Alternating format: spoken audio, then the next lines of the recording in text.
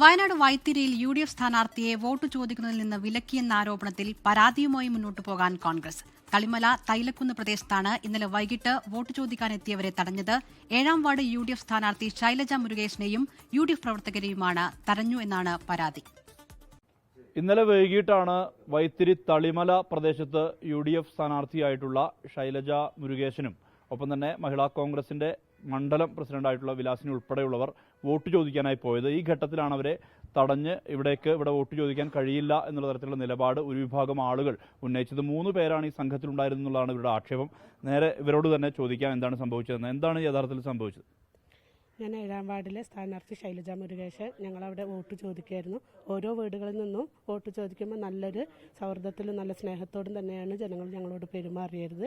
അവിടെ മിച്ചഭൂമി പറഞ്ഞ സ്ഥലത്തേക്ക് ഞങ്ങൾ കയറി വോട്ട് ചോദിച്ചപ്പോഴാണ് 3 കെ രാമചന്ദ്രൻ 2 പേരും കൂടെ വന്ന് ഞങ്ങൾ പുറകിൽ നിന്ന് തള്ളി മുന്നിലോട്ട് വന്നിട്ട് കൈ പിടിച്ചിട്ട് ഇവിടെ യു.ഡി.എഫ് വോട്ട് ചോദിക്കാൻ പാടില്ല, യു.ഡി.എഫ് ഇവിടെ കിടന്ന് നിരങ്ങാൻ പാടില്ല, വോട്ട് ചോദിക്കാൻ പാടില്ല എന്നുള്ള ഭീഷണി ഞങ്ങൾക്ക് നേരെ ഉണ്ടായത്.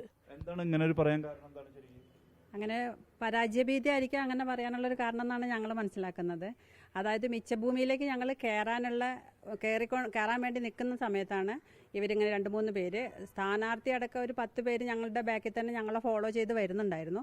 അതിൽ നിന്ന് 3 പേരാണ് പെട്ടെന്ന് ബാക്കിൽ നിന്ന് കയറി വന്ന് ഞങ്ങളെ തട്ടിമാറ്റിക്കൊണ്ട് മുന്നിൽ വഴി തടഞ്ഞു നിന്ന് യു.ഡി.എഫുകാർ അങ്ങനെ ഇവിടെ നിരങ്ങണ്ട, ഞങ്ങൾ ഇവിടെ ഒരടി പോലും ഇനി മുന്നോട്ട് വെക്കാൻ സമ്മതിക്കില്ല, എൻ്റെ അനുവാദമില്ലാതെ ഈ കയ്യേറ്റ ഭൂമിയിലേക്ക് കയറാൻ പറ്റില്ല എന്നുള്ള രീതിയിൽ ഭയങ്കര രൂക്ഷമായിട്ട് അത് നമ്മളെ ഭീഷണിപ്പെടുത്തിയെന്ന പോലെ തന്നെ ഞങ്ങൾ ഇനി ഒരടി മുന്നോട്ട് വെച്ചാൽ ഞങ്ങളെ കൂടെയുള്ള വയസ്സായ 2-3 ചേട്ടന്മാരാണ് ഉണ്ടായിരുന്നത്. അവരെ അടിക്കും എന്നുള്ളൊരു തോന്നൽ തന്നെ ഉണ്ടായിരുന്നു. ആ നല്ല വിജനമായ ഒരു സ്ഥലമായിരുന്നു, ഇരുട്ടായിരുന്നു. നമുക്കറിയാം ഇപ്പോൾ 6 മണിയാകുമ്പോഴത്തേക്കും സന്ധ്യ ഇരുട്ട് വീഴുന്ന ഒരു സമയമാണ്. അപ്പം ഞങ്ങൾ ഫ്ലാഷ് ലൈറ്റിലും മൊബൈലും കൊണ്ട് അങ്ങനെ തിരിഞ്ഞിറങ്ങാം, നമുക്ക് നാളെ വെളിച്ചത്തിൽ ഇറങ്ങാം, ആ ഭൂമിയിലേക്ക് കയറാം എന്നുള്ള രീതിയിൽ ഞങ്ങൾ അവിടെ നിന്ന് സംസാരിച്ചുകൊണ്ടിരിക്കുന്ന സമയത്താണ് പെട്ടെന്ന് ഇവരെ ഒരു അറ്റാക്ക് നമുക്കുണ്ടായത്. മാനസികമായിട്ട് നമുക്കറിയാം പുതിയതായിട്ട് നമ്മുടെ ഈ ഒരു മത്സര രംഗത്തേക്ക് കടന്നു വന്ന ആളാണ്. അപ്പോൾ ഈ പ്രാവശ്യം നമ്മളെല്ലാം പുതുമുഖങ്ങളെയാണ്, കുട്ടികളെയൊക്കെയാണ് നമ്മൾ എല്ലാ വാർഡുകളിലും നിർത്തി മത്സരിപ്പിക്കുന്നത്.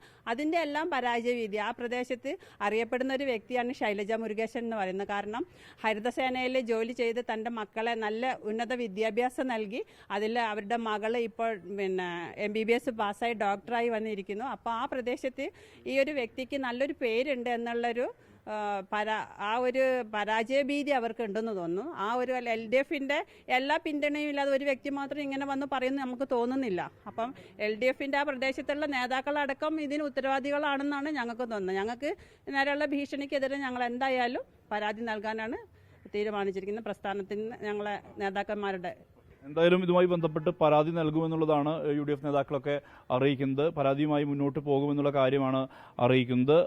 ഇത് LDF പ്രവർത്തകരാണ് തടഞ്ഞതെന്നുള്ള ആക്ഷേപമാണ് ഇവർ ഉന്നയിക്കുന്നത്. ഈ സാഹചര്യത്തിലാണ് പരാതിയുമായി മുന്നോട്ട് പോകാൻ കോൺഗ്രസ് തീരുമാനിച്ചിട്ടുള്ളത്.